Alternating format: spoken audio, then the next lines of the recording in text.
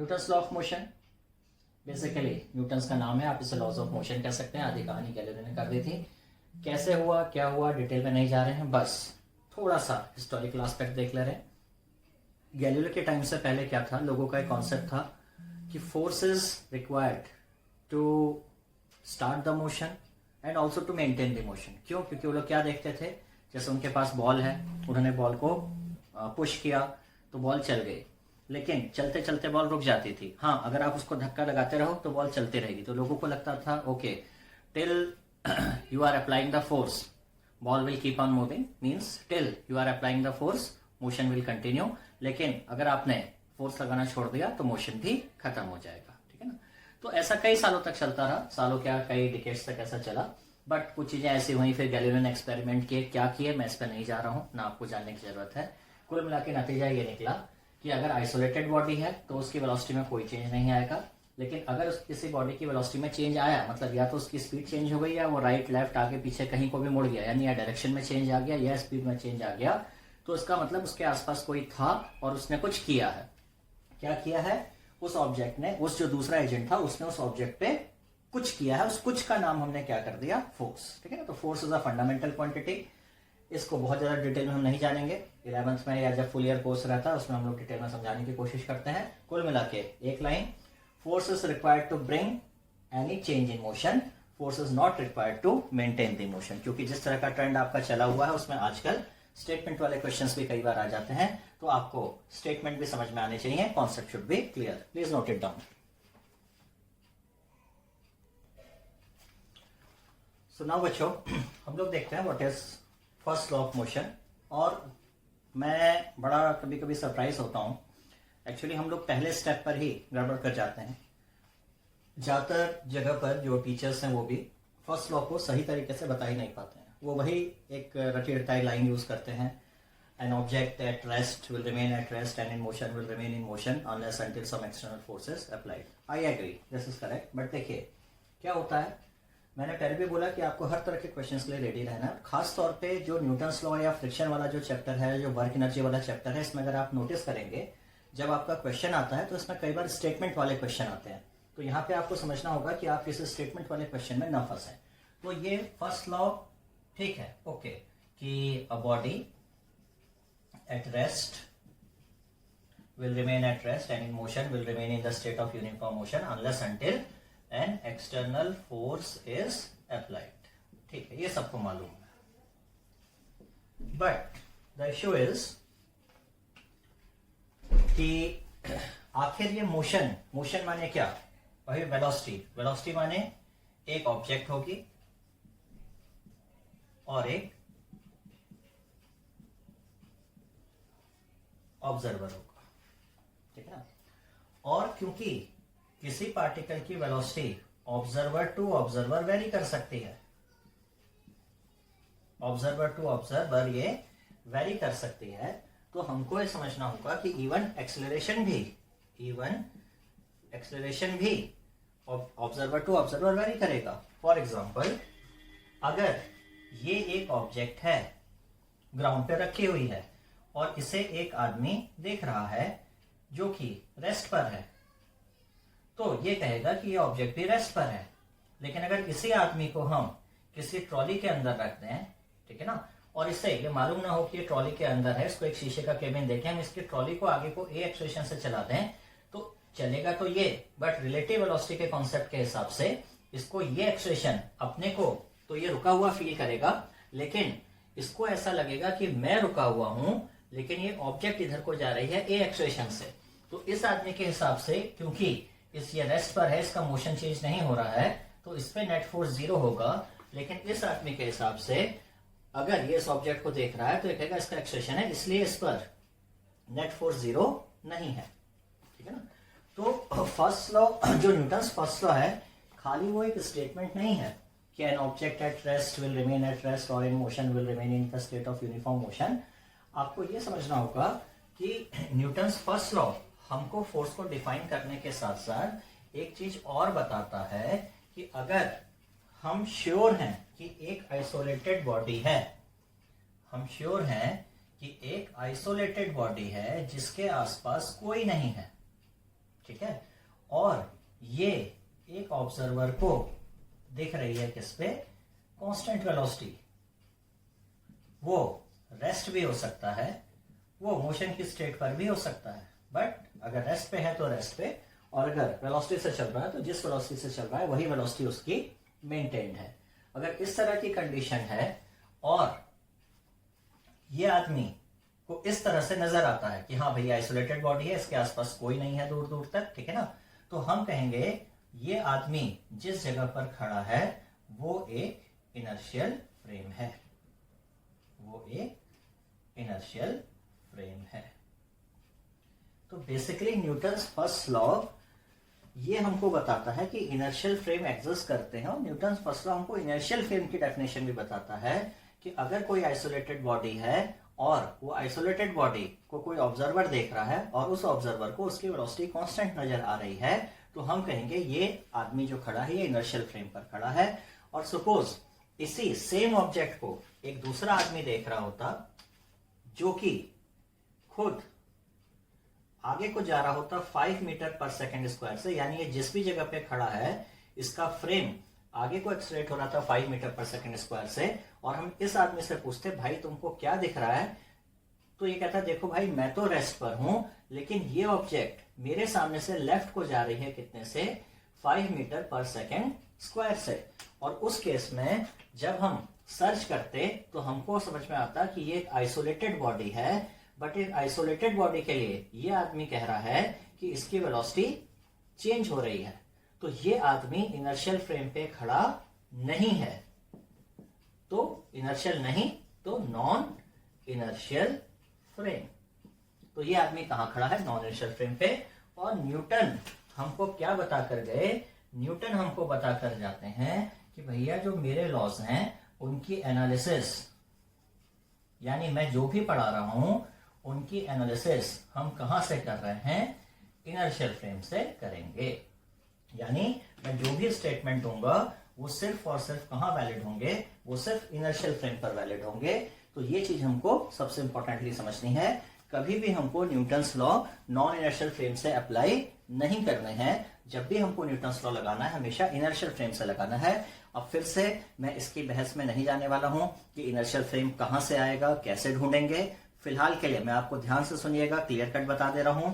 जो हमारी अर्थ है, अर्थ को हम एक इनर्शियल फ्रेम की तरह कंसिडर करेंगे। हालांकि स्ट्रिक्टली स्पीकिंग अर्थ भी इनर्शियल फ्रेम की कैटेगरी में नहीं आएगी, बट 99.99% यानी कि ऑलमोस्ट 100% प्रॉब्लम को जो हम नीट की सॉल्व करने जा रहे हैं उसमें अर्थ या ग्राउंड को हम एक इनर्शियल फ्रेम की तरह ट्रीट करेंगे।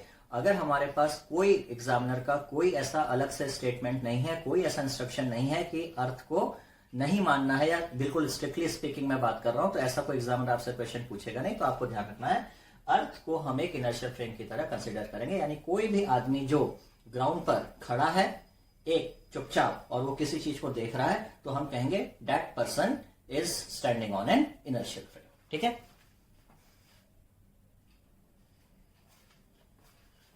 Now second law, second law हमको क्या बताता है, सेकेंड लॉ हमको बताता है मेजरमेंट ऑफ फोर्स। और उससे पहले हमको समझना पड़ेगा मोमेंटम। नो डाउट हम सब लोग को 9th क्लास से बताया जाता है momentum is mass into velocity. But बेटा अगर मैं आपसे पूछूं what is the physical significance of momentum, मैं आपसे ये नहीं पूछ रहा हूं कि what is the mathematical formula या मैथमेटिकल एक्सप्रेशन ऑफ मोमेंटम, मैं आपसे पूछ रहा हूं what is the physical significance of momentum. तो 2 मिनट लगेगा, वैसे भी इंट्रोडक्टरी लेक्चर है, इसलिए आप जो लोग बहुत ही बेसिक जानना चाहते हैं वही इसको देख रहे होंगे मेरे हिसाब से। देखो मैं आपसे पूछूं कि मेरे पास 2 बॉल्स हैं, एक स्टील की बॉल और एक रबर की बॉल, किससे ज्यादा चोट लगेगी, तो ज्यादातर लोग बोलेंगे स्टील की बॉल से लगेगी। मैंने कहा क्यों, क्योंकि उसका मास ज्यादा है। तो मैं आपसे पूछूंगा कि अच्छा स्टील की बॉल को सिर्फ टच करा दें और रबर की बॉल को खींच के मारें, अब किससे ज्यादा चोट लगेगी, तो आप कहोगे सर रबर की बॉल से, क्योंकि उसकी स्पीड ज्यादा थी। तो आपको समझ में आया कि अच्छा तो जिसकी स्पीड ज्यादा होगी उससे चोट लगने का चांस ज्यादा रहेगा। ठीक है, तो आपने कहा ठीक है सर हम समझ गए कॉन्सेप्ट, ज्यादा स्पीड वाली चीज से चोट ज्यादा लगेगी। मैंने कहा ठीक है भाई। अब मैंने आपसे पूछा कि भाई सामने से एक फुटबॉल या कोई टेनिस बॉल आ रही है 30 मीटर पर सेकंड से, क्या आप उसको हाथ लगा के रोकोगे, आप रोक लेंगे सर। और मैंने कहा सामने से ट्रेन आ रही है 5 मीटर पर सेकंड से, क्या आप उसको रोकोगे? तो आप कहोगे सर नहीं रोकेंगे। मैंने कहा क्यों नहीं रोकोगे? तो आप कहोगे सर क्योंकि उसका जो मास है वो बहुत ज्यादा है।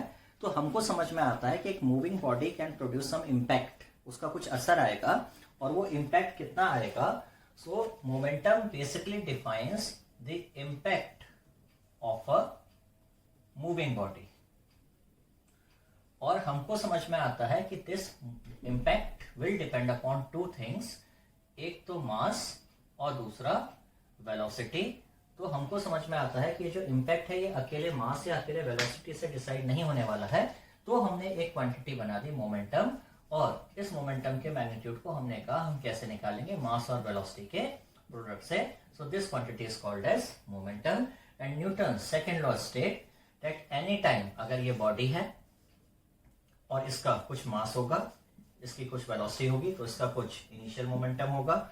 अगर इस पे कोई एक्सटर्नल एजेंट आके कुछ करता है, पुश या पुल करता है, तो आने वाले टाइम में इसकी जो वेलोसिटी है वो चेंज हो सकती है, तो इसका मोमेंटम में भी कुछ चेंज आ सकता है।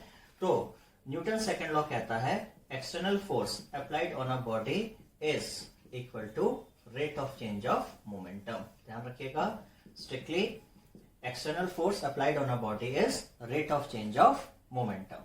ठीक है, अब यहां पर हमारे लिए एक और चीज नोट करने लायक है कि एक बॉडी का मोमेंटम कैसे चेंज हो सकता है। देखिए, अगर कोई m मास की बॉडी है और ये लगातार v वेलोसिटी से चल रही हो, लेकिन इसका कुछ लीकेज हो रहा हो, तो आने वाले टाइम में इसका जो मास है वो चेंज हो जाएगा। यानी कि मोमेंटम, मास और वेलोसिटी दो चीजों पर डिपेंड करता है। तो चेंज इन मोमेंटम दो तरह से आ सकता है, या तो मास चेंज हो या फिर वेलोसिटी चेंज हो।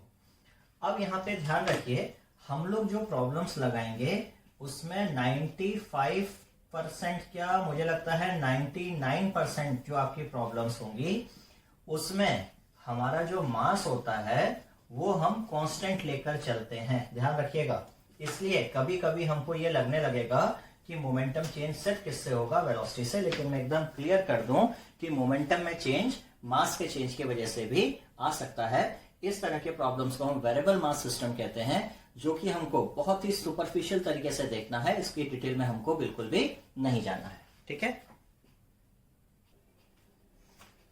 सो we can write F external as rate of change of momentum. And क्योंकि मोमेंटम है मास और वेलोसिटी का प्रोडक्ट, और मैंने बताया in general mass and velocity both can be variable, तो दोनों ही चेंज हो सकते हैं। तो प्रोडक्ट रूल हमारा डिफरेंशिएशन का याद है, first function differentiation of second function plus second function differentiation of first function. क्योंकि हमारी 95% प्रॉब्लम में हमारे जो मासेस होंगे वो कांस्टेंट होंगे, so dm upon dt will be 0 and we can write as f equals to m dv upon dt। और ये क्या बेटा? ये है acceleration, that is ma, so we can write f external equals to ma। अब यहाँ पे सबसे इंपॉर्टेंट चीज है, यहां तक सबको पता है, आपको ये लाइन हमेशा ध्यान रखनी है, this f equals to ma, this is a local relation in space and time. अब कई लोगों को लग रहा होगा सर ये पहली बार है, लेकिन कुछ लोगों को लग रहा होगा ऐसा हमने कहीं देखा है, ये एनसीईआरटी की लाइन है, this relation is a local relation in space and time. और हम ये समझने की कोशिश करते हैं कि इससे हमारा क्या मतलब है, और ये कॉन्सेप्ट हमको कई बार ग्रेविटी, मोशन अंडर ग्रेविटी वाली प्रॉब्लम्स में भी काम आता है, जहां पर हम किसी भी मूविंग फ्रेम से ऑब्जेक्ट्स को ड्रॉप करते हैं वहां पर। और कई बार बच्चों को क्योंकि ये चीज नहीं मालूम होती है, इसलिए वो उस तरह के क्वेश्चंस को गड़बड़ करते हैं। ठीक है, तो इसको भी आप नोट कर सकते हैं। So F equals to ma means force is cause, acceleration is effect, and this mass is modulating agent. This mass is basically intrinsic property. और किसी ऑब्जेक्ट पे आप 10 न्यूटन का फोर्स लगा रहे हैं, अगर उसका मास 2 kg है, तो आपके 20 न्यूटन लगाने से उसका मास चेंज नहीं होगा। आपके 20 न्यूटन लगाने से अगर आप फोर्स डबल करेंगे तो डबल मास नहीं होगा, डबल क्या होगा? Acceleration. So force is cause and the acceleration is its effect. Local relation in space and time का मतलब होता है the effect of force will be there but only till force is being applied। जब तक, यानी कि अगर मैंने इस जगह पर कोई ऑब्जेक्ट है और मैंने t is equal to 1 second पे फोर्स लगाया तो इसका एक्सेलरेशन आएगा। और अगर ये फोर्स मैंने 1 से लेके 2 सेकेंड तक लगाया तो मेरा एक्सेलरेशन 1 से लेके 2 सेकेंड तक ही होगा। और अगर मैं 2 सेकेंड पे फोर्स हटा लूं तो तुरंत at the same instant acceleration will become 0। Mean अगर मैंने t इज इक्वल टू 0 पे फोर्स लगाया 2 kg की बॉडी पर, इस acceleration will be 5 metre per second square. मैं फोर्स लगाए हुए हूं और t is equal to 2 second तक मैंने फोर्स लगा रखा था, तो यहां तक जो मेरा एक्सेलरेशन था date was 5 metre per second square. और इसके अगले ही इंस्टेंट पे, यानी हो सकता है 2.001 या 01 सेकेंड पे, यानी अगले ही इंस्टेंट पे जो सबसे छोटा मूवमेंट हम काउंट कर सकते हैं, यहां पे आके अचानक से मैंने अपना जो फोर्स है उसको हटा दिया। यानी यहां पे आके मैंने अपना फोर्स कितना कर दिया, 0 कर दिया। तो तुरंत मेरा एक्सेलरेशन भी कितना हो जाएगा, 0 हो जाएगा। दैट मीन्स अगर मैंने इस जगह पर स्पेस में यहां पर फोर्स लगाया है तो एक्सेलरेशन यहां और इसी वक्त पर पैदा होगा, इस जगह और इस वक्त पर पैदा होगा। और जो फोर्स इस वक्त लग रहा है, तो इस वक्त कोई फोर्स ही नहीं लग रहा है, तो यहां पे एक्सेलरेशन भी 0 होगा। इसको आप ऐसे भी कह सकते हैं कि acceleration doesn't have a memory.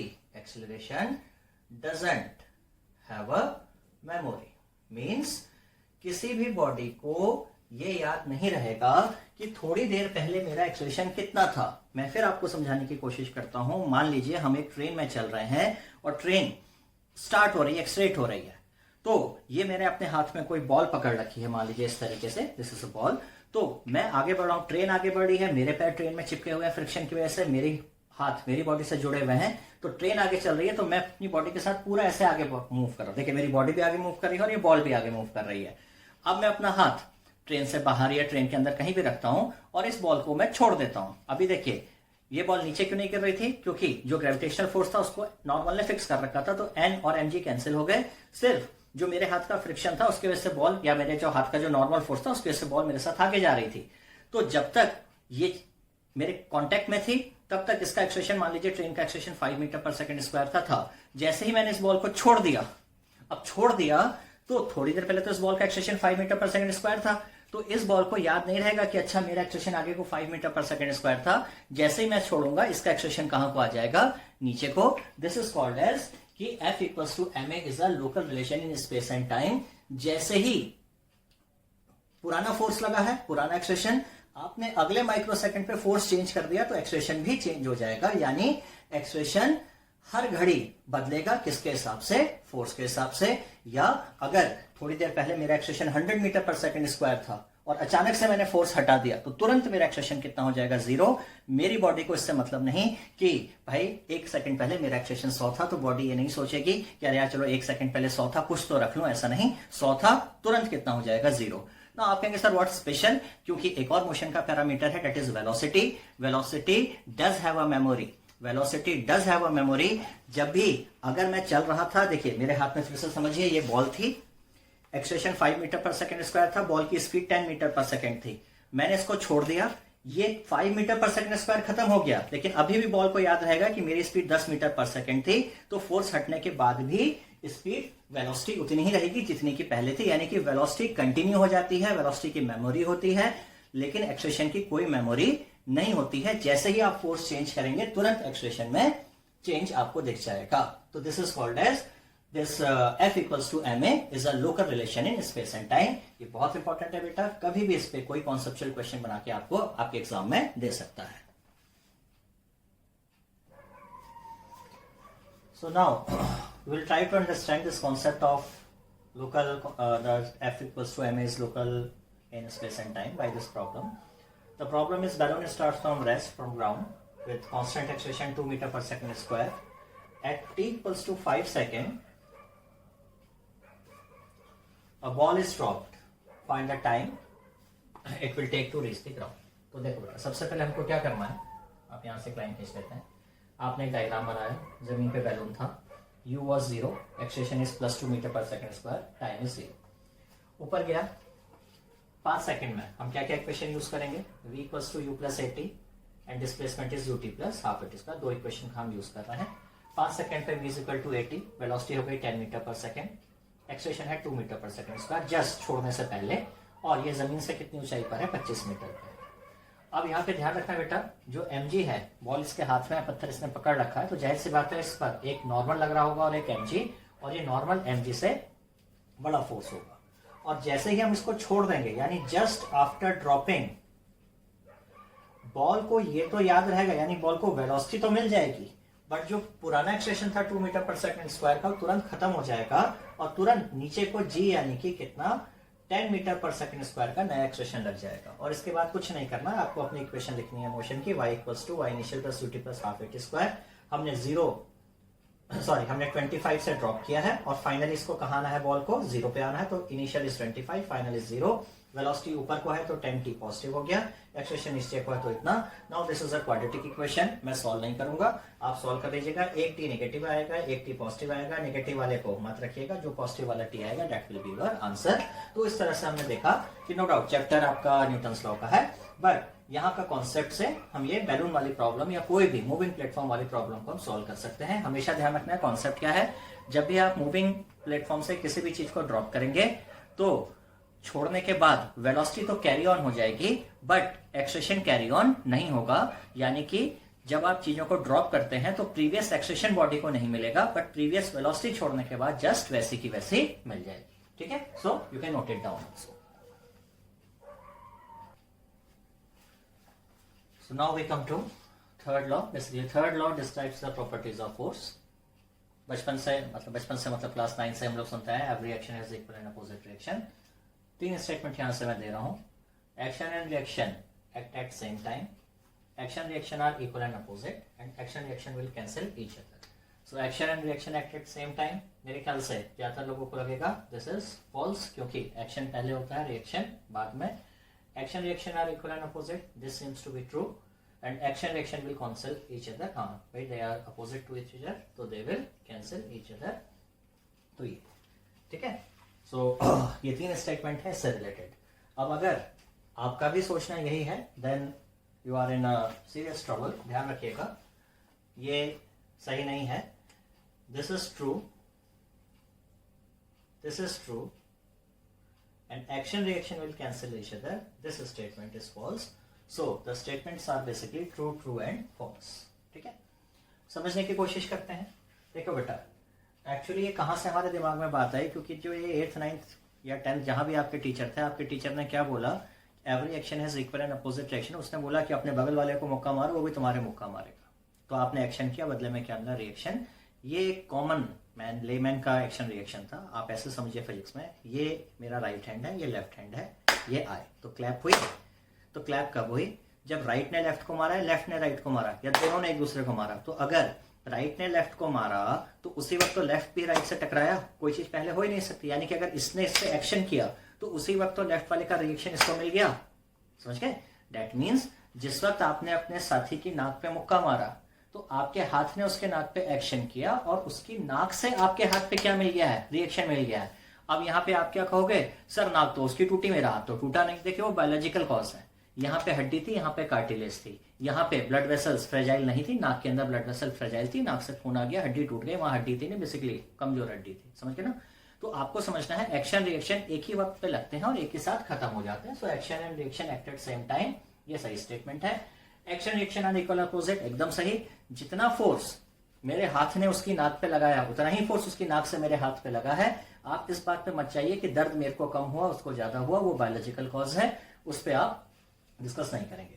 Third point बड़ा इंपॉर्टेंट बेटा, इसको समझो। Action reaction will cancel each other. देखो एक ऑब्जेक्ट पे अगर 2 इक्वल एंड अपोजिट फोर्स लगेंगे तो no doubt F1 and F2 will cancel each other. ठीक है, तो that means 2 forces are cancelling each other. 2 forces are cancelling each other. इसकी 2 कंडीशंस पूरी होनी चाहिए। पहली condition, forces must be equal and opposite. Forces must be equal and opposite, but at the same time they should act on the same body. They should act on same object. And action reaction के बारे में एक चीज आप और समझिए, अगर action नाक पर हुआ तो रिएक्शन भी नाक पर नहीं हो सकता। अगर आपने किसी की नाक पे मुक्का मारा है और एक्शन नाक पर हुआ तो रिएक्शन किस पे होगा, हाथ पर। इनफैक्ट जब मैं किसी की नाक पे मुक्का मारता हूं तो आप लोग सोचते हो मैं पूछूं किसने एक्शन किया, किसको रिएक्शन मिला, तो आप कहते हो सर हाथ ने एक्शन लिया और नाक ने रिएक्शन दिया।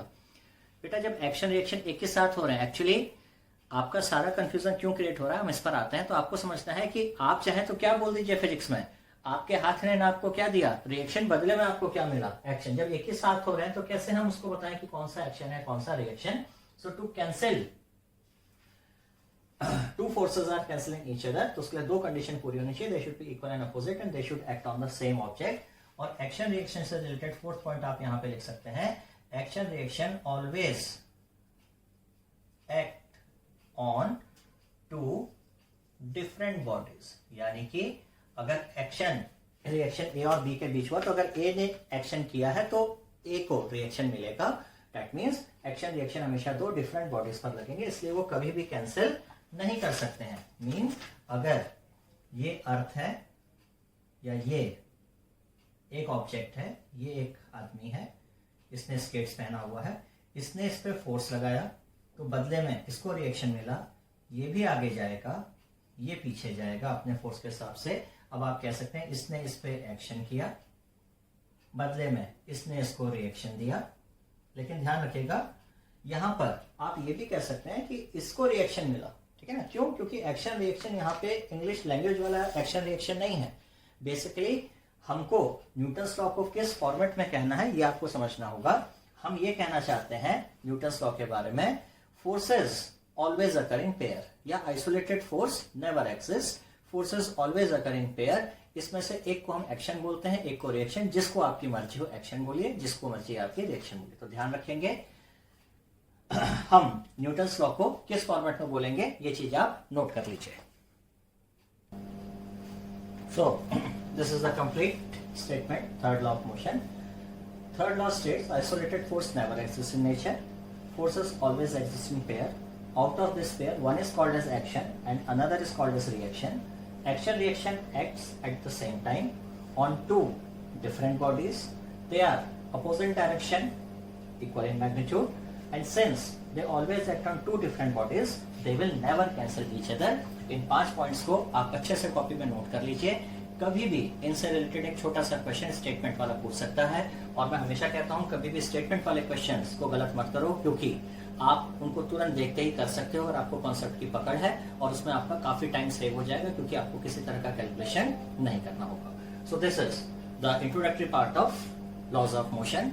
नेक्स्ट लेक्चर में हम देखने जा रहे हैं किस तरीके से हम न्यूटन्स लॉ यानी कि F इक्वल्स टू ma को यूज करेंगे, और उसमें हमको बेसिकली सीखना होगा FBD किस तरह से बनाने हैं, और हम देखेंगे कितने फोर्सेस की हमको जरूरत पड़ सकती है FBD बनाने के लिए। ठीक है, ओके, सो गुड लक।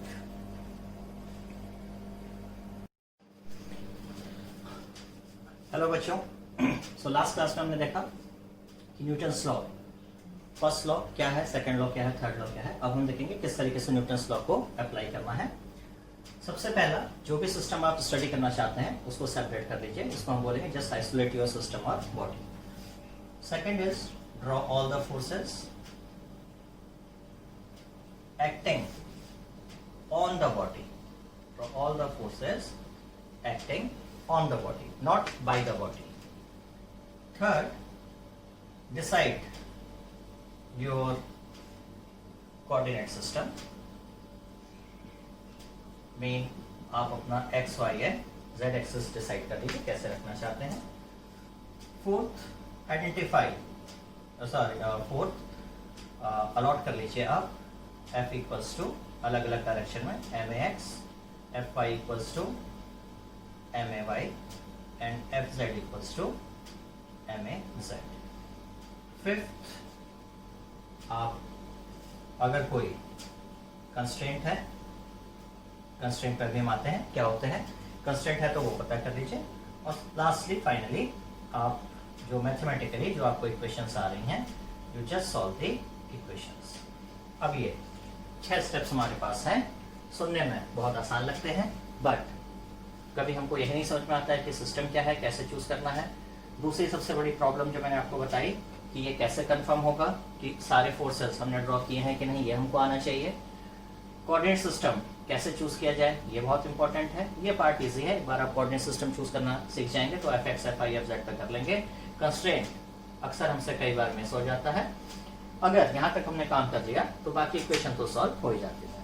अब हम एक एक करके देखेंगे। सबसे पहले कि all the forces is very important. तो हम देखते हैं कि कितने तरीके के फोर्स से हमारा वास्ता पड़ सकता है। तो कोशिश करेंगे हम 5-6 फोर्सेस की कैटेगरी बना लेते हैं और हर चीज को फिर उसी हिसाब से हम सोचेंगे।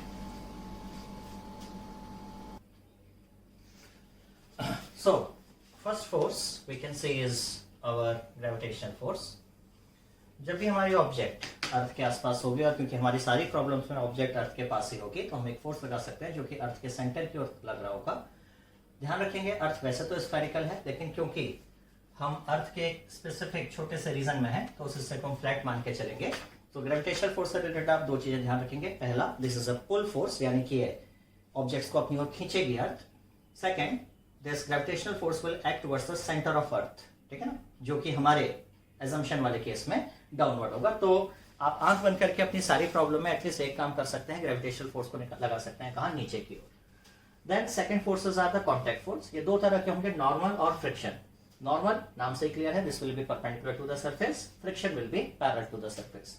फिलहाल के लिए फ्रिक्शन को आप भूल जाइए, हम ये मान के चल रहे हैं कि फिलहाल फ्रिक्शन जैसी कोई चीज एक्सिस्ट नहीं कर रही है। हम फोकस करते हैं नॉर्मल पे। जैसे ये ग्राउंड है और यहाँ पे ब्लॉक रखा हुआ है, तो ब्लॉक पे एक तो अर्थ लगाएगी ग्रेविटेशनल फोर्स और दूसरा लग जाएगा नॉर्मल बाई ग्राउंड। तो देखिए सरफेस के कैसे लगा, परपेंडिकुलर। अगर ये सरफेस इंक्लाइंड होती, मान लीजिए ये इंक्लाइंड प्लेन होता कोई, तो mg तो वो तो हमेशा डाउनवर्ड ही लगता, लेकिन देखिए नॉर्मल क्या हो गया, सरफेस के परपेंडिकुलर। तो आपको दो चीजें याद रखनी है। पहला, normal is a push force, दूसरा normal is perpendicular to surface, ठीक है। तो अब हम नेक्स्ट क्या करेंगे, 2-3 केसेस देखेंगे रिगार्डिंग ग्रेविटेशनल फोर्स और कांटेक्ट फोर्स, ताकि हमारा जो कॉन्सेप्ट है वो थोड़ा सा और क्लियर हो सके।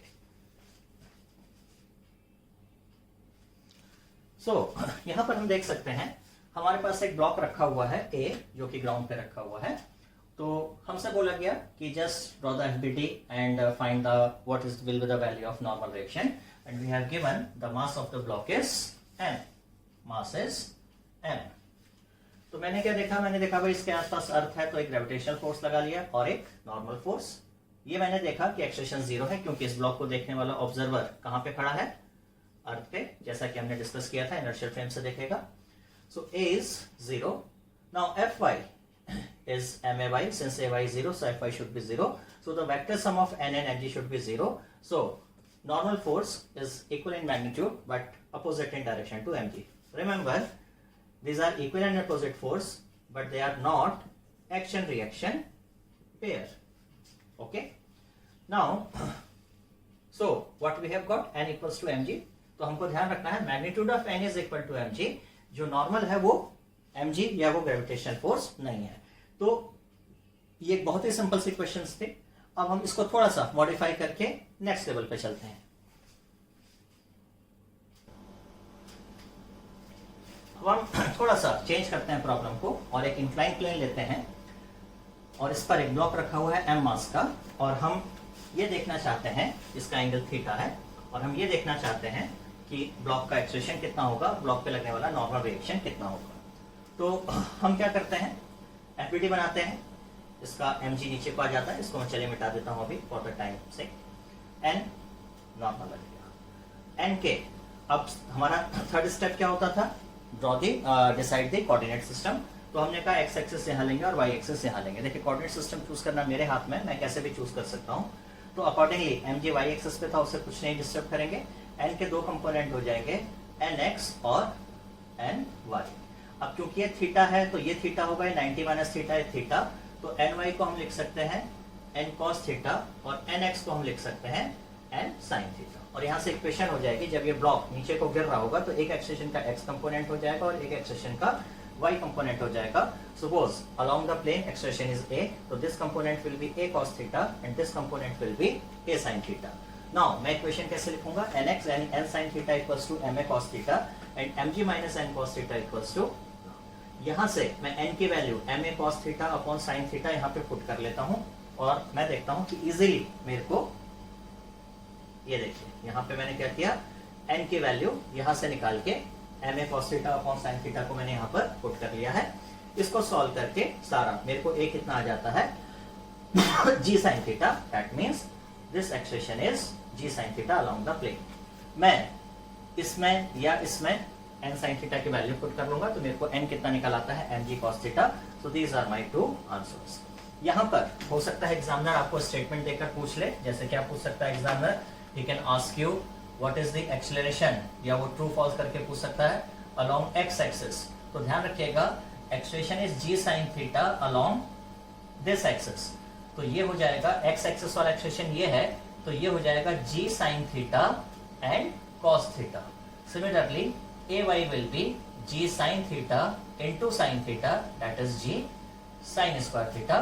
So examiner can ask expression along x-axis will be g sin theta cos theta, expression along y-axis will be g sin square theta, but expression along the plane will be g sin theta. तो आपको ध्यान रखना है कि examiner किसी भी format में पूछ सकता है, ठीक है। लेकिन अब हम ये देखेंगे कि अगर हमको सिर्फ ये दो आंसर निकालने होते तो किस तरह से सिर्फ अपने कोऑर्डिनेट सिस्टम को चेंज करके हम चुटकी बजाते ही आंसर निकाल सकते थे। इतना पहले आप लोग नोट कर लीजिए।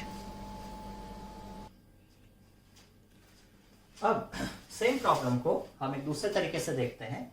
यहां पर क्या हो रहा है बेटा कि ये ब्लॉक वही है, फिर से नीचे आ रहा है, ये थीटा एंगल से नीचे उतर कर आ रहा है, ठीक है ना। इस बार मैंने क्या दिमाग लगाया, दिस टाइम मैंने x एक्सिस को अलोंग द इंक्लाइन और y एक्सिस को इसके परपेंडिकुलर ले लिया। इससे मुझे एडवांटेज ये हुआ कि मेरी सो कॉल्ड y एक्सिस पे किसी तरह का मोशन नहीं हो रहा है, तो नेट एक्सेलरेशन विल बी 0 और नेट फोर्स भी कितना हो जाएगा 0। तो यहाँ पर फिर से एफबीटी वैसा ही बना mg और n, बट इस बार mg को ना रिजोल्व करके, पिछली बार हमने mg को तोड़ा, पिछली बार हमने n को रिजोल्व किया था, इस बार हम mg को रिजोल्व कर लेंगे, n को ऐसे रखेंगे mg sin थीटा और mg cos थीटा। क्योंकि हम देख रहे हैं कि इस एक्सिस में, इस डायरेक्शन में ब्लॉक उछल कूद नहीं मचा रहा है, तो ये n और mg cos थीटा बैलेंस हो जाएंगे और मुझे सीधे डायरेक्ट मिल जाएगा n बराबर mg cos थीटा। इसी को निकालने के लिए थोड़ी देर पहले हमको एक लंबा चौड़ा कैलकुलेशन करना पड़ा था, और x एक्सिस में net force is mg sin theta जो कि max के बराबर होगा, और मुझे सीधे पता चल जाएगा ax बराबर g sin theta. So my expression is along the incline, that is g sin theta and the normal is mg cos theta, जो कि यहाँ पर बहुत ही आसानी से निकल आया। अब आप कहेंगे कि सर मुझे कौन सा तरीका यूज करना चाहिए, तो देखो बेटा a और n निकालना है तो आपको ये मेथड यूज करना है। और अब इसको हम जनरलाइज कर लेते हैं। आज के बाद अगर कभी भी हमको कोई प्रॉब्लम मिलेगी तो ये हमारा रूल हो जाएगा कि हमेशा जिस डायरेक्शन में मोशन हो रहा हो उस डायरेक्शन को हमेशा आप अपनी x या y एक्सिस चूज करिएगा। लेकिन साथ में हमको ये भी पता होना चाहिए कि कल को अगर ये हमारा एक्सप्रेशन आया हुआ है तो इस एक्सप्रेशन का एग्जामिनर x कंपोनेंट और y कंपोनेंट भी हमसे पूछ सकता है, जो कि a cos थीटा और a sin थीटा हमने निकाला था पिछले क्वेश्चन में। मैंने जैसा आपको थोड़ी देर पहले बोला था, जब हमने 5 पॉइंट्स लिखे थे तो मैंने बोला था आपको कि कई बार क्या होगा, कोऑर्डिनेट एक्सिस को कैसे चूज किया जाए इस पे भी डिपेंड करता है कि आपके क्वेश्चन का आंसर आने में कितना टाइम लगेगा। तो फिर मैं रिपीट कर रहा हूं, इस चीज को गांठ बांध लो, हमेशा आज के बाद जिस डायरेक्शन में आपका सिस्टम अंडर स्टडी का मोशन हो रहा हो उसको एक्स या वाई एक्सिस हमेशा हमेशा मानना, आपके कैलकुलेशन का टाइम काफी बच जाएगा, ठीक है। So note it down.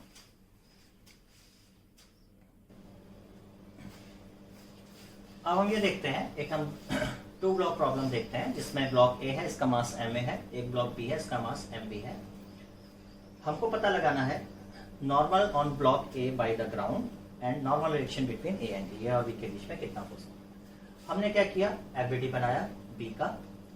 Gravitational force हमको हमेशा ड्रॉ करना है। हम देखेंगे बी कितनी सरफेस के कांटेक्ट में है। हमने देखा बी एक सरफेस के कांटेक्ट में है ए, और normal direction is a push force. So A से हमने पुश करा दिया बी को ऊपर की ओर, सो एन ए और एमबीजी। और हमारा जो ग्राउंड पे ऑब्जर्वर खड़ा है, ही कैन सी कि the block B is at rest, so he will write कि this N A and MBG will cancel each other, so N will come out to be MBG. Now जब हम ए को देखेंगे तो फिर से देखिए हमने ग्रेविटेशनल फोर्स लगा दिया। अब क्योंकि ए 2 सरफेस के कांटेक्ट में है, ऊपर से बी और नीचे से ग्राउंड, तो बी का पुश फोर्स यानी एन ए, सॉरी इसको हम एन ए से, मतलब ए का मतलब यहाँ पर क्या है कि सेम मैग्नीट्यूड है यही वाला, ताकि आप कंफ्यूजन में ना हो। ये लगाया बी ने है, आप चाहे तो इसे एन ए बी और एन ए बी कह लीजिए, चाहे वो ज्यादा बेटर हो जाएगा। And this N is from ground, फिर से देख रहा है कि this is at rest, so N A B downward, M A G downward, इन दोनों का सम इसको कैंसिल आउट कर देगा और एन ग्राउंड आ जाता है हमारे पास M A G plus M B जी।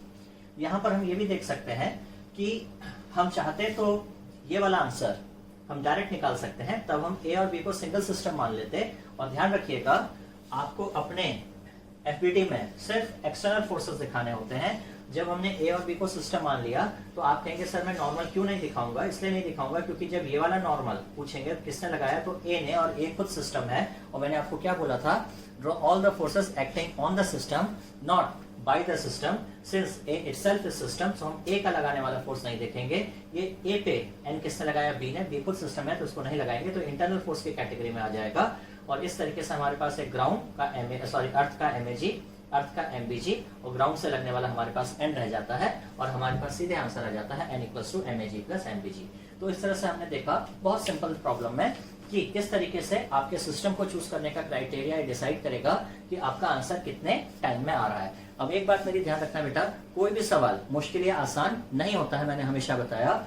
यही कॉन्सेप्ट मैं किसी भी आगे की प्रॉब्लम में लगाऊंगा, बट होगा क्या, हो सकता है उस प्रॉब्लम को आप मुश्किल कहते हो, इसको आसान कहते हो। रीजन क्या है, ये आपसे हो जाती है, वो आपसे नहीं होती है, क्योंकि मुझसे ये प्रॉब्लम भी होती है, मुझसे इसकी अगली प्रॉब्लम भी होगी, और उसकी अगली प्रॉब्लम भी होगी, तो मेरे लिए सारी प्रॉब्लम आसान हो जाती है। मेरे लिए अब आप ये मत समझो कि प्रॉब्लम आसान या मुश्किल की कॉन्सेप्ट नहीं है, आप ये समझो कि सर के लिए सारी प्रॉब्लम आसान क्यों हो जाती हैं। तो मैं फिर बता रहा हूं, मैंने जो शुरू के आपको 6 पॉइंट्स बताए थे या 5 पॉइंट जो हमने डिस्कस किए थे, आप देखिए मैं उन्हीं को फॉलो करने की कोशिश कर रहा हूं और उनसे मैं रिजल्ट निकालने की कोशिश कर रहा हूं। पहला रिजल्ट मैंने ये निकाला कि जहां को मोशन हो वहां पे अपनी एक्स या वाई एक्सिस को लेने की कोशिश करेंगे। दूसरा रिजल्ट हमने ये निकाला कि आपको सिस्टम को बहुत ही चालाकी से चूज करना है।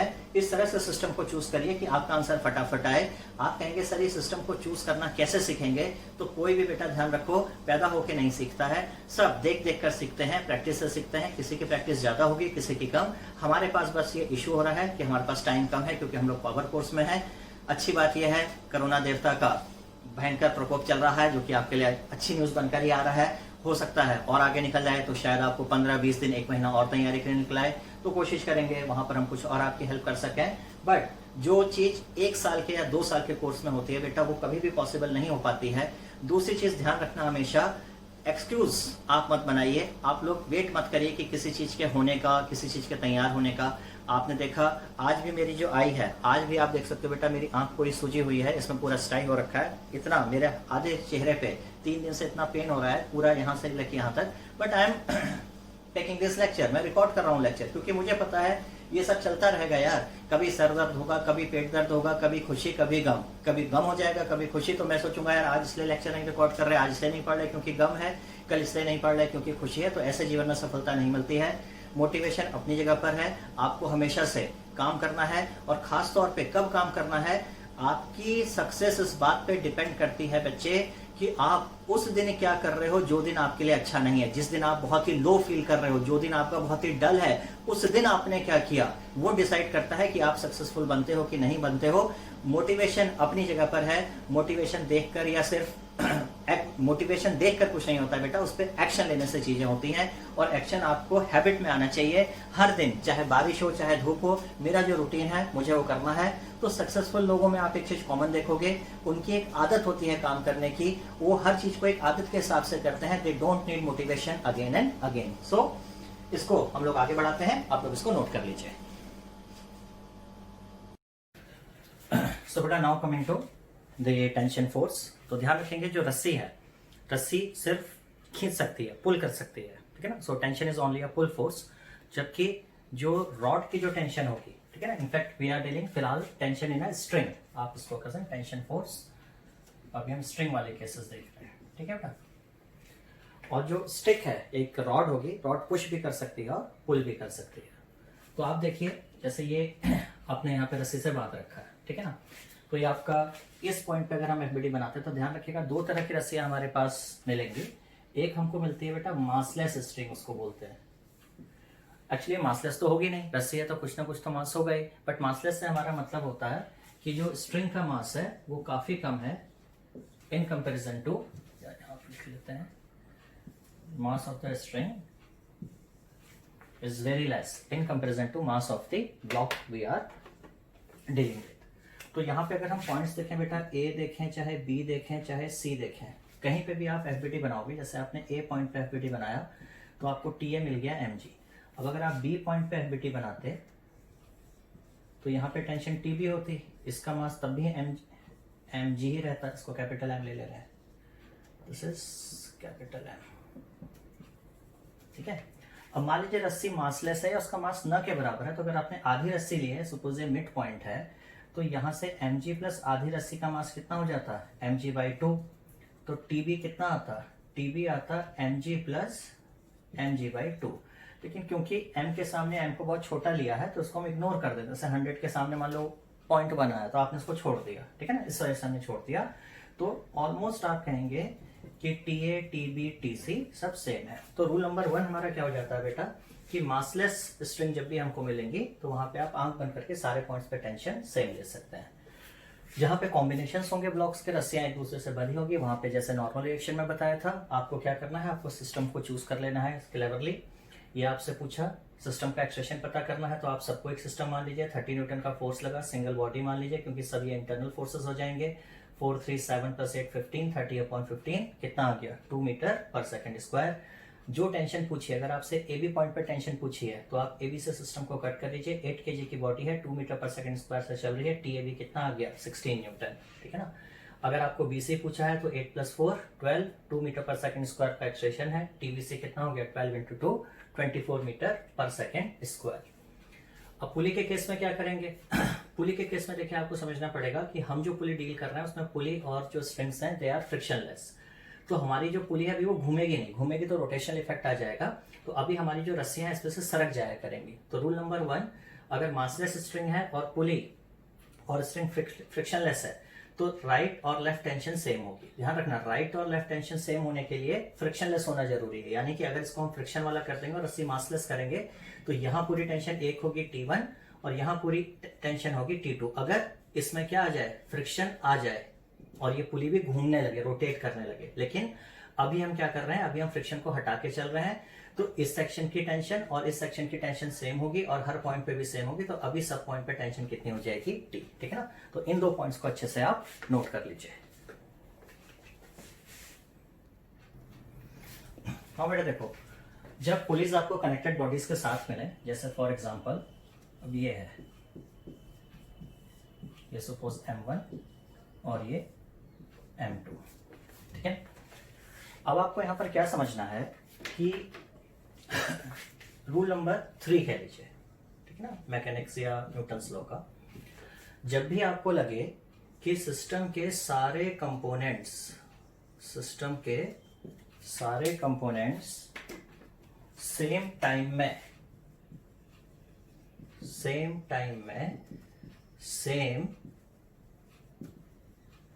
डिस्टेंस ट्रेवल करें, ठीक है ना, तो आप क्या करिए, आप पूरे को एक सिंगल सिस्टम की तरह तक डील कर सकते हैं और यहां पर वही होगा, ठीक है। क्यों, क्योंकि यहां पर एक कंस्ट्रेंट है। कंस्ट्रेंट्स को समझिए बेटा, कंस्ट्रेंट माने रिस्ट्रिक्शन, क्योंकि by definition the string is inextensible. By definition the string is inextensible, so रस्सी की लंबाई नहीं बढ़ सकती, इसलिए अगर ये x से गिरेगा तो ये भी x गिरेगा, अगर इसकी स्पीड v होगी तो इसकी स्पीड भी v होगी, किसी भी टाइम पे अगर इसका एक्सप्रेशन होगा तो इसका एक्सप्रेशन भी a होगा, सब साथ साथ चलेंगे, ठीक है ना। तो यहां पर हम क्या करेंगे बेटा कि हम इस पूरे को एक सिंगल सिस्टम की तरह डील कर लेंगे, ठीक है ना। और जब सिंगल सिस्टम की तरह डील कर लेंगे तो एक ही लाइन में हमारा आंसर आ जाएगा, यहां से नीचे खींचने वाला फोर्स M1G। अब यहां से इसका वेट लग रहा था लेकिन वो इसके नॉर्मल से बैलेंस हो गया, तो कुल मिला के पूरे सिस्टम पे जो अनबैलेंस्ड फोर्स है अपॉन पूरे सिस्टम का मास कर दीजिए, तो आपका जो एक्सप्रेशन है वो कितना आ जाएगा, M1G upon M1 plus M, ठीक है। अब रहा सवाल टेंशन निकालने का, तो टेंशन या इस तरफ से निकाल लीजिए, इस तरफ से निकाल लीजिए। हम इस तरफ से जैसे निकाल के देख लेते हैं, ये T बना दिया और ये आपका M2, ऊपर नीचे वाले फोर्स तो बैलेंस कर गए, अब ये A एक्सप्रेशन से चल रहा है, तो न्यूटन्स लॉ कहता है फोर्स यानी अनबैलेंस फोर्स बराबर मास इनटू एक्सप्रेशन M2, और A कितना है, M1G upon M1 plus M2, ठीक है, ये चीज ठीक है। तो यहाँ पे बस आपको क्या समझना है कि आपको सिंगल सिस्टम की तरह यूज करना है। अब चाहे वो अटैचमेंट के साथ हो, सपोर्ट के साथ हो, या सपोर्ट खोल दे, ठीक है ना। जैसे फॉर एग्जांपल अब हम अगले क्वेश्चन में क्या करते हैं, ये सपोर्ट गिरवा देते हैं। देखिए यहाँ पे कई लोग आपको ट्रिक्स बताते हैं, ठीक है ना। ट्रिक कुछ नहीं है, अब आप इसको याद कर लेंगे तो कोई कहेगा ये ट्रिक बन गई, है ना, कि एक्सेशन इतना होता है। तो ट्रिक क्या भाई, आपने निकाल लिया हो गया। आपको क्या याद रखना है, कैसे डील करना है, ताकि कोई भी क्वेश्चन आए आप सॉल्व कर सकें। अब देखिए, अब इसका भी अगर हम आंसर याद रख लेते हैं, क्योंकि इतना रिपीट होता है इसलिए हम याद रख लेते हैं, तो ट्रिक कहला जाते हैं, ठीक है ना। ये हो गया।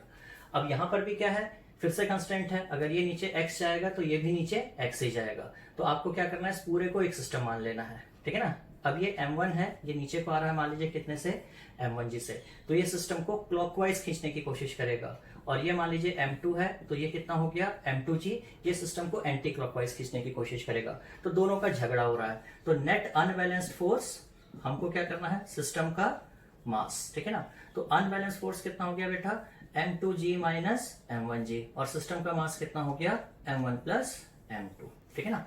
अब जब आप टेंशन निकालोगे तो चाहे आप टेंशन यहां से निकाल लो, चाहे आप टेंशन यहां से निकाल लो, ठीक है ना। दोनों तरफ से आपकी जो टेंशन है वो सेम आनी चाहिए, है कि नहीं।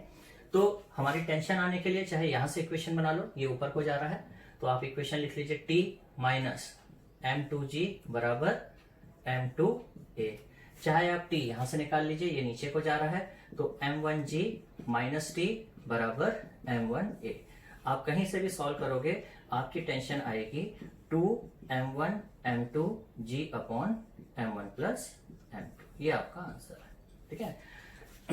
ठीक, इतना नोट कर लीजिए फटाफट।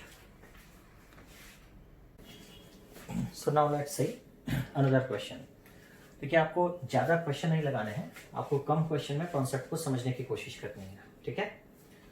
सो here there is a lift और there is a box of mass small m and a man is of mass capital M.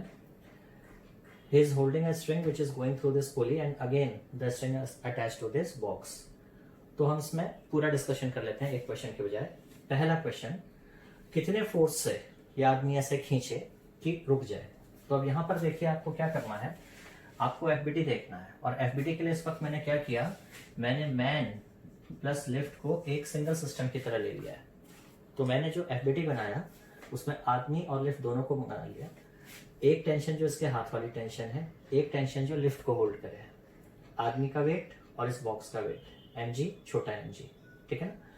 अब यहां से रस्सी की टेंशन अगर हम t मान लेते हैं तो 2t बराबर m प्लस mg, तो t बराबर आ जाता है m प्लस mg अपॉन 2।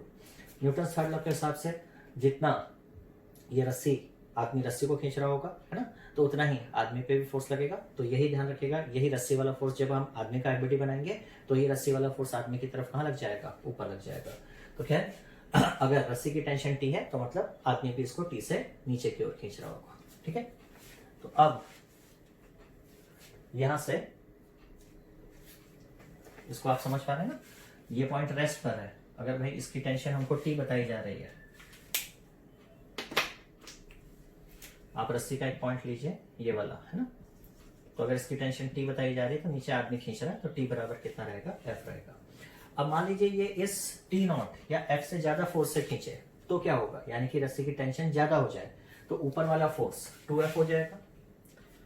ये फिर से एफबीटी बना लेते हैं चाहे तो,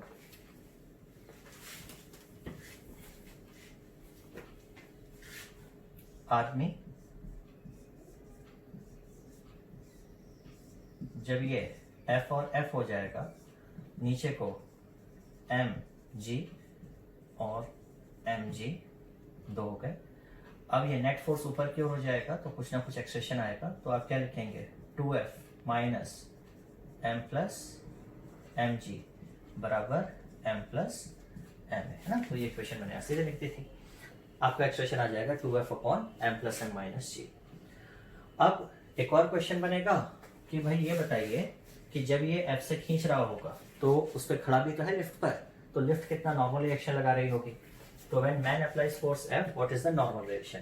अब यहाँ पर आपको समझना पड़ेगा कि अब आपको आदमी की बात करिए तो उसी का एफबीटी बनाना है। तो देखिए, एक तो जो रस्सी वाला जो टेंशन है फोर्स, एक mg, और एक जो लिफ्ट का फ्लोर है उस पर n लगा रहा होगा। और इन सबसे ऊपर को जा रहा है कितने से, a से। तो ऊपर वाले फोर्स देख लीजिए F प्लस n, नीचे वाला फोर्स माइनस mg बराबर ma। सबको कट पिट कर लीजिए, नॉर्मल आपका आ जाएगा F ब्रैकेट में m minus m upon m plus n। ठीक है, उसको अच्छे से नोट कर लीजिए, देख लीजिए। देन इस तरह के क्वेश्चंस काफी कॉमन रहेंगे आपके एग्जाम में। आपको एक m मास l लेंथ की रॉड दे रखी है और एक एंड पे फोर्स F लगाया। आपसे पूछा यहाँ से x दूरी यानी कि जिस पॉइंट पे फोर्स लगा रहे हैं वहां से x डिस्टेंस जाएंगे तो इस पॉइंट पे टेंशन कितनी होगी। तो देखिए सबसे पहले तो आपको क्या करना है, इसको एक सिस्टम मान लीजिए और आप फोर्स लगा रहे हैं m मास पर, तो आपका एक्सप्रेशन कितना आ जाएगा F/m। अब आप सिस्टम को यहाँ से कट कर लीजिए और सिस्टम को कट करने के बाद आपके पास रॉड रहेगी कितनी, L माइनस एक्स। तो L लेंथ का मास m है तो एक यूनिट का मास कितना होगा बेटा, m/l। तो L माइनस एक्स का मास कितना होगा, m/l into L minus x. तो आपका Tx बराबर कितना हो जाएगा, ma। इसको आप सॉल्व कर लेंगे तो ये आपका आ जाएगा। अच्छा, यहाँ पे एक क्वेश्चन और बन सकता है, अगर आप इसको ध्यान से देखें तो कुछ इस तरह से है, T बराबर F minus L upon X minus L, this is constant. तो T is equal to some constant minus mx, यानी कि स्ट्रेट लाइन टाइप की इक्वेशन बन रही है। तो आपका जो ग्राफ है कुछ वो इस तरह से बन जाएगा, है ना, T वर्सेस x। x को 0 पुट करेंगे तो T कितना हो जाएगा, F, यानी जो टेंशन है रॉड में वो लीनियरली F से 0 होती जाएगी। इस तरह के क्वेश्चंस आपको ऑलरेडी बता रखे हैं पुली वाले, नेट पुली फोर्स मेथड से करना है। दोनों तरफ का एफबीटी बना लीजिए, जैसे यहाँ पे 6 kg का ब्लॉक था तो इसका वेट होगा। अब इसका ये वाला कंपोनेंट देख लीजिए, क्योंकि ये तो बैलेंस हो जाएगा किससे, नॉर्मल रिएक्शन से। ऐसे ही ये इसका mg लगेगा, ये एक कंपोनेंट हो जाएगा, बैलेंस हो जाएगा। तो अनकंपनसेटेड जो कंपोनेंट होंगे वो अलोंग दी इंक्लाइन प्लेन होंगे, है ना। तो यहाँ से 6g। अच्छा, एक चीज और देख लीजिए, ये ट्राइंगल बेटा मैंने पहले भी बताया है, हमेशा ध्यान रखना, दिस इज 3 4 5।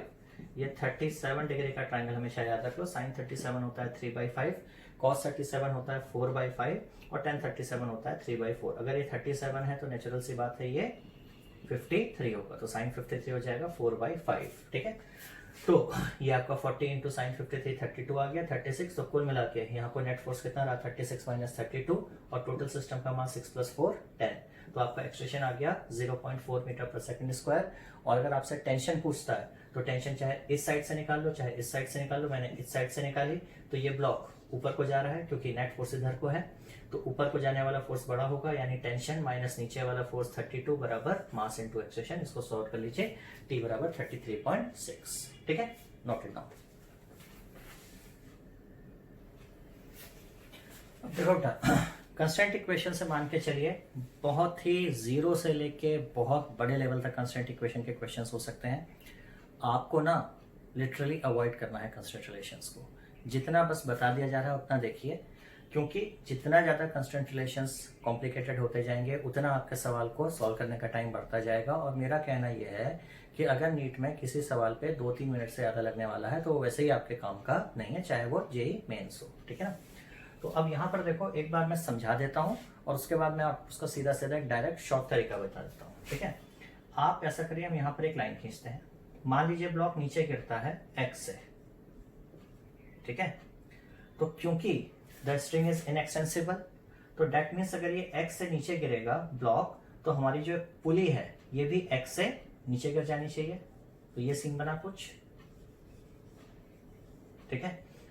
अब अगर पुली यहां से x, ये पुली की ओरिजिनल पोजीशन है, तो हमारी रस्सी ऐसे और ऐसे हो चुकी है, यानी कि मेरी रस्सी x यहां से बढ़ गई है और x यहां से बढ़ गई है। अब इस तरफ की पुली तो फिक्स है ना। तो अब आप ये बताओ, इस ब्लॉक को अगर ये ब्लॉक नीचे चला जाएगा तब तो बहुत ही घनघोर समस्या खड़ी कर दोगे तुम लोग। यहां भी रस्सी बढ़ गई, यहां भी रस्सी बढ़ गई, बट बाय डेफिनेशन हमने क्या बताया, जो हमारी स्ट्रिंग्स होंगे दे आर इनएक्सटेंसिबल। तो ये तो क्लियर है कि इसको ऊपर जाना है, ठीक है ना। अब ऊपर जाना है तो कितना ऊपर जाना है, एक तो लॉजिक से ऐसे ही हो जाएगा भैया, अगर आपकी रस्सी की लंबाई x और x 2x बड़ी है और रस्सी की लंबाई कांस्टेंट रखनी है तो इसको यहां से एग्जैक्टली कितना ऊपर जाना पड़ेगा, 2x, ठीक है ना।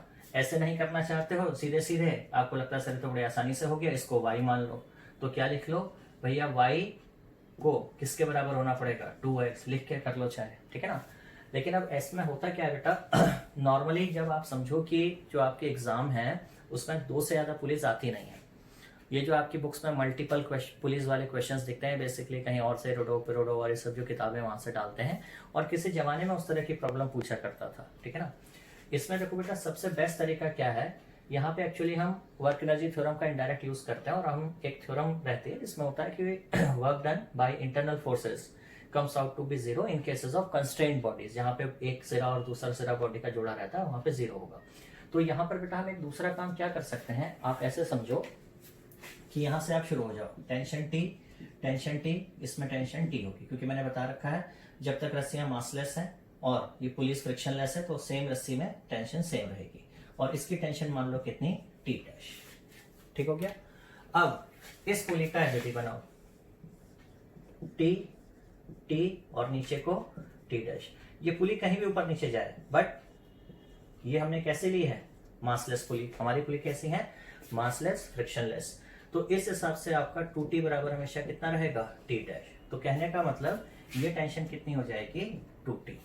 अब आपको क्या करना है, जो फ्री एंड्स है रस्सियों के उन पे जाके हमेशा ध्यान रखिएगा t और a का प्रोडक्ट, वैसे तो वर्क डन जीरो होना है, तो होना क्या है बेसिकली ये t1 x1 plus t2 x2, ये हमेशा कितना आएगा, जीरो, नेट वर्क डन, ठीक है ना। x1 को डिफरेंशिएट कर देंगे तो आप इसको लिख सकते हो t1 v1 plus t2 v2, कितना आएगा, जीरो, ठीक है।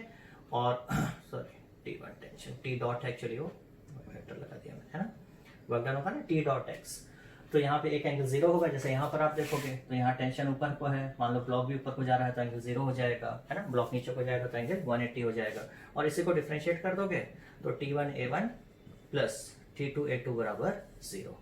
तो खुद ही आपको क्लियर हो जाएगा कि अब आप कुछ भी कहिए, जैसे मान लीजिए ये ब्लॉक x चलता है, ठीक है ना, और ये कितना चलता है ऊपर को y, तो आप सीधे क्या करिए, यहाँ पे टेंशन कितनी थी, 2t, तो 2tx बराबर ty, tt कट जाएगा और आपको y बराबर क्या मिल जाएगा, 2x, ठीक है।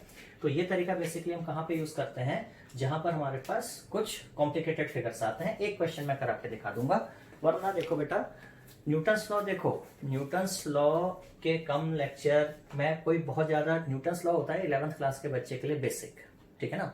हमारा क्या, हमारा हर चैप्टर में बेटा न्यूटन्स लॉ हो रहा है, आप ग्रेविटेशन में जाएंगे वहां न्यूटन्स लॉ हो रहा है, इलेक्ट्रोस्टैट में जाएंगे वहां न्यूटन्स लॉ हो रहा है, ठीक है, आप फ्लूइड डायनामिक्स में जाएंगे वहां न्यूटन्स लॉ हो रहा है, हम तो हर जगह ही न्यूटन्स लॉ पढ़ते चले आ रहे हैं, है ना। तो ये तो बस टिपिकल है कि चलिए भाई कुछ है तो कंस्टेंट रिलेशन हल्का फुल्का आपको बता दिया। ज्यादा इंपॉर्टेंट हमारे लिए क्या होगा, सूडो फोर्स, यानी कि कैसे फ्रेम की शिफ्टिंग से कैसे क्वेश्चन सॉल्व करना है, वो हमारे लिए ज्यादा इंपॉर्टेंट है, ठीक है, इतना नोट कर लीजिए, फिर इसको क्वेश्चन को आगे बढ़ाते हैं।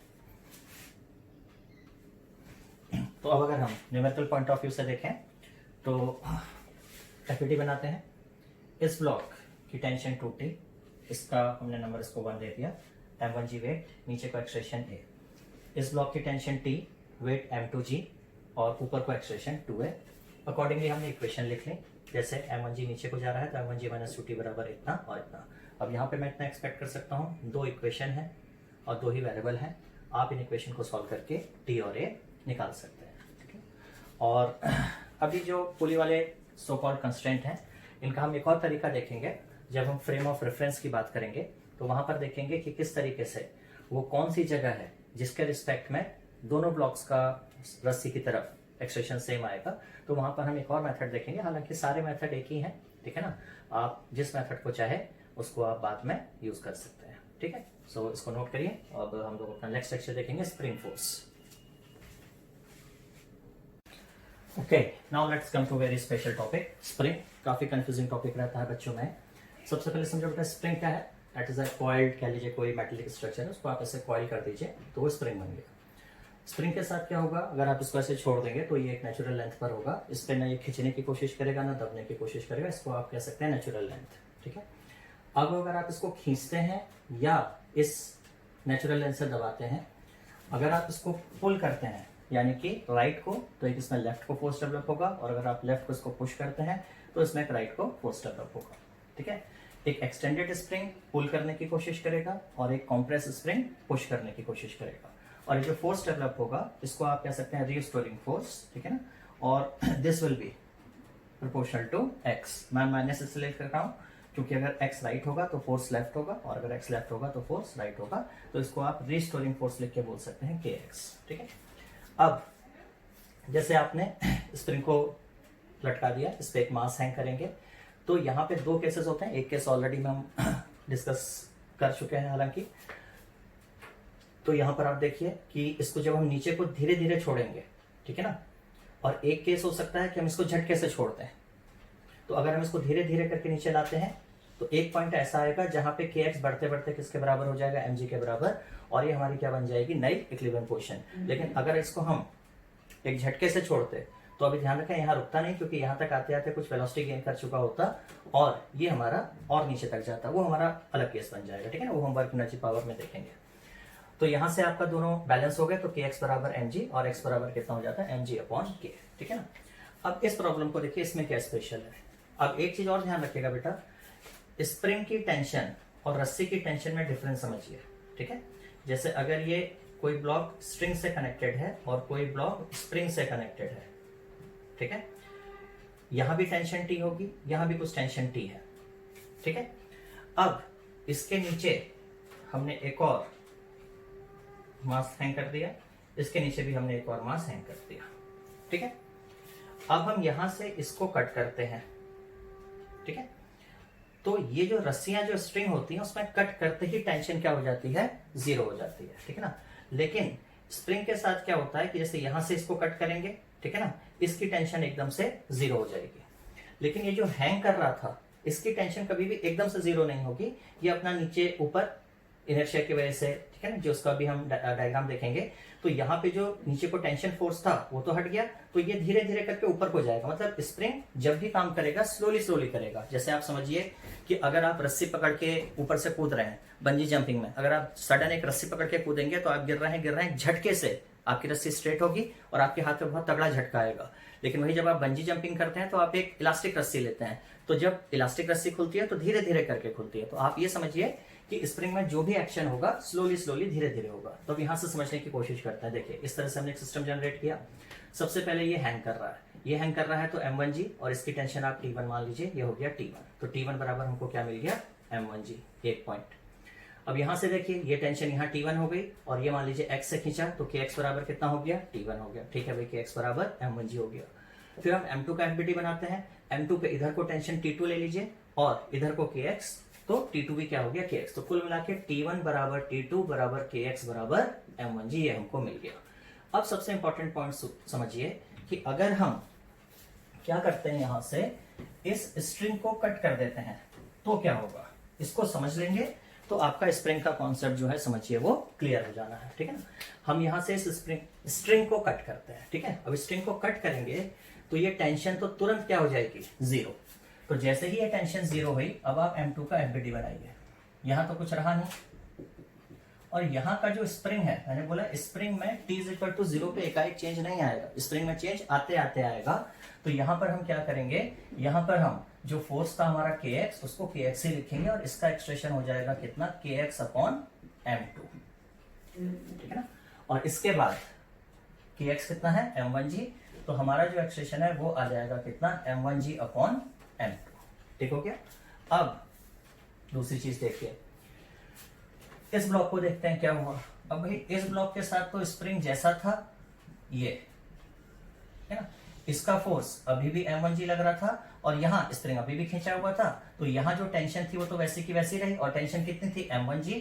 ठीक है ना, तो ये ब्लॉक तो इधर को t इज इक्वल टू 0 पर, इसको समझिए बेटा, t इज इक्वल टू 0 पर ये जो 2 वाला ब्लॉक है उसका एक्सप्रेशन तो निकल आएगा कितना, m1g upon m2।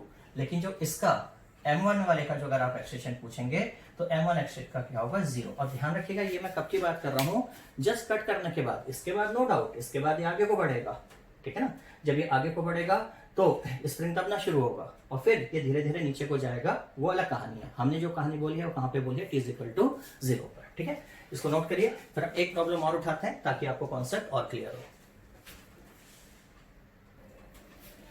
Now say another example, इस बार 2 ब्लॉक्स हैं, M1 M2 स्प्रिंग से कनेक्टेड हैं और नीचे ये M2 वाला किसी सपोर्ट पे रखा हुआ। ऑलरेडी स्प्रिंग तो कहीं थोड़ा ऊपर रहा होगा ऐसे,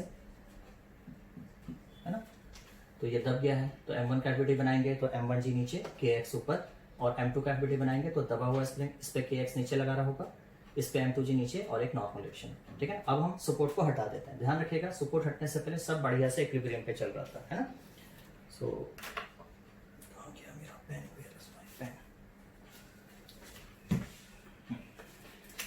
सो इसका एफबीडी वी कैन सी और ऊपर वाला एफबीडी वी कैन सी।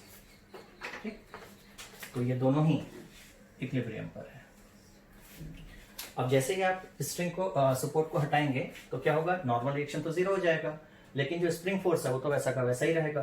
तो क्या हुआ, स्प्रिंग वाला जो M1G है, ठीक है ना, इसको मैं ऐसे दिखाता हूँ, स्प्रिंग वाला ये जो फोर्स है KX ये वैसा का वैसा ही रहा, और जो ग्रेविटेशनल फोर्स है M1G वो वैसा ही रहा, तो इसका एक्सप्रेशन तो जीरो ही रहेगा। लेकिन नीचे से N हटा देंगे तो KX और M2G दोनों ही कहाँ चले जाएंगे, नीचे। पहले क्या हो रहा था, पहले यहाँ से KX प्लस M2G को बैलेंस कौन किया हुआ था, N हट गया तो दोनों फोर्स नीचे रह जाएंगे। तो जैसे ही आप सपोर्ट हटाएंगे नीचे वाले ब्लॉक का एक्सप्रेशन कितना हो जाएगा, KX plus M2G upon M2, और KX बराबर आपने कितना निकाला हुआ M1G, तो M1G plus M2G upon M2। ठीक है, नाउ सही, ये लास्ट क्वेश्चन है सीरीज का, इसके बाद आपका काफी कॉन्सेप्ट क्लियर हो जाएगा। हालांकि इस तरह के क्वेश्चन हम एक्सपेक्ट नहीं करते नीट में कि इस तरह के इतने सारे सवाल आएंगे, लेकिन इनमें से कोई एक छोटा सा सवाल पूछ सकता था ना। जैसे इस तरह से आपको दे दिया सिस्टम, एक तो हमने ऐसे ही सबका एफबीडी बनाना सीख लिया कि भैया M4 का बनेगा तो M4G नीचे लगा, है ना, ये रस्सी से बंधा है, T2 ऊपर, मान लीजिए स्प्रिंग कुछ खींचा, KX हो गया, फिर यहाँ से आपका T1 M3 पर आ गए तो T1 ऊपर, ये KX ऊपर था तो KX नीचे हो गया, M3G नीचे लग गया, फिर M1 पर आ गए, T1 ऊपर, M1G नीचे। ठीक है ना, यहाँ से मान लीजिए स्प्रिंग कुछ ऊपर को आया तो स्प्रिंग नीचे को पुल कर रहा होगा, KX डैश, फिर M2 वाला हमने स्प्रिंग को ऊपर को एक्सटेंड कराया है तो KX डैश और M2G। अब एक एक करके शुरू हो गए, यहाँ से KX डैश बराबर कितना आ गया, M2G। ठीक है, फिर इधर पे आ गए T1 बराबर M1G प्लस KX डैश, तो कितना हो गया M1G प्लस M2G। फिर यहाँ से आए तो T1 बराबर M3G प्लस KX हो गया, और यहाँ से आप देखेंगे तो KX बराबर कितना M4G प्लस T2, तो M3G प्लस KX, और यहाँ से KX की जगह M4G प्लस T2, तो T2 बराबर इतना आ गया। अभी अगर आप ये स्ट्रिंग कट भी कर देते हो तो स्ट्रिंग कट कर देते हो तो यहाँ की टेंशन तो तुरंत जीरो हो जाएगी, बाकी तो सब स्प्रिंग लगे हैं, वहाँ कोई चेंज नहीं आएगा। तो सीधा सा जवाब हो गया M1 M2 M3 का तो कुछ फर्क ही नहीं पड़ा, उनका एक्सप्रेशन जीरो रहेगा। और M4 में से क्योंकि T2 हट गया तो नेट फोर्स कितना डेवलप होगा, T2 ही डेवलप होगा ना। जैसे मान लीजिए एक पे 10 न्यूटन ऊपर लग रहा था, 6 न्यूटन नीचे और 4 न्यूटन ऊपर, अगर आप 4 न्यूटन वाला हटाते हो तो जो हटाओगे वही तो नेट फोर्स आएगा। तो जो फोर्स रिमूव किया है that will the net force for expression will be M1 plus M2 minus M3 minus M4 upon M4 into G। ठीक, इसको भी नोट कर लीजिए। Now coming to combination of spring, दो तरह के कॉम्बिनेशन हो सकते हैं बेटा। एक तो आपका होगा स्प्रिंग इन सीरीज, ठीक है ना, दूसरा होगा आपका स्प्रिंग इन पैरेलल। देखो सीरीज का मतलब समझो, सीरीज का मतलब है एक पॉइंट से दूसरे पॉइंट तक पहुंचने का एक रास्ता होगा। ये हम आपको इलेक्ट्रिक सर्किट में बताते थे, स्प्रिंग में थोड़ा सा मॉडिफाई कर लेंगे। स्प्रिंग में क्या होगा कि tension at every point will be same, है ना, क्योंकि मासलेस स्प्रिंग है तो हर पॉइंट रेस्ट पे है, तो इसके अक्रॉस बनाओगे तो ये भी रेस्ट पे, ये भी रेस्ट पे, तो जो टेंशन यहाँ होगी बगल वाले पे होगी, जो टेंशन यहाँ होगी बगल वाले पर होगी। और आप मान लीजिए इसको खींच रहे हैं किसी फोर्स F से, तो आप क्या लिखोगे, अगर पहले स्प्रिंग का कुछ एक्सटेंशन होगा x1, दूसरे का कुछ x2, तो T1 बराबर K1 x1, T2 बराबर K2 x2, और सब मिलकर किसके बराबर होगा, F के बराबर। अब ये इमेजिन कर लीजिए कि इसके बदले में एक कोई स्प्रिंग है तो K इक्विवेलेंट जो टोटल एक्सटेंशन है कितना हो जाता है, x1 प्लस x2 बराबर F, और x आपका x1 प्लस x2 होता, यहाँ से x आप क्या लिख लेते हैं, F upon K equivalent x1 F upon K1 x2 F upon K2, और ये आपका आ जाता है 1 अपॉन K इक्विवेलेंट बराबर 1 upon K1 plus 1 upon K2। Parallel में क्या होगा, दोनों स्प्रिंग का इलोंगेशन या कॉम्प्रेशन सेम होगा, ठीक है ना। तो यहाँ से आपने खींचा तो एक फोर्स यहाँ रिस्टोरिंग आ गया K1x, एक फोर्स यहाँ रिस्टोरिंग आ गया K2x, नेट फोर्स कितना हो गया K1x प्लस K2x। अगर आप एक स्प्रिंग एज्यूम कर लेते हैं तो F बराबर कितना हो जाएगा, K इक्विवेलेंट x।